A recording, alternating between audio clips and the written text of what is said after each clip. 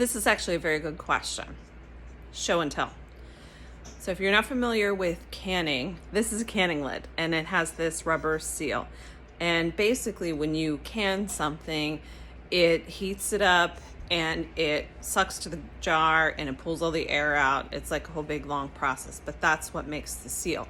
Now when you're doing maple syrup isn't technically canned, although the process is very similar to what canners know as open kettling. I use hot jars, hot rings, and hot lids, the screw-on ones.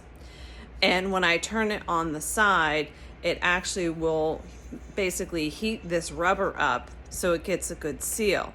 Now, open kettling, depending on who you're talking to, isn't like an actual approved method for canning, although a lot of people do it with pickles and that kind of thing.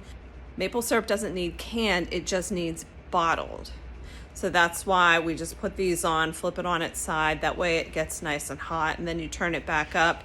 These lids will actually suck down, see how they, when they're not activated, they have some give to them. But when you can, that air sucks out, so these lids suck down and they don't move. Now you can also use bottles like this, or there's all sorts of shapes and sizes of bottles. It's the same process. You screw them down, you tip them on their side to activate what's inside to make the bottle seal. So I hope that helps.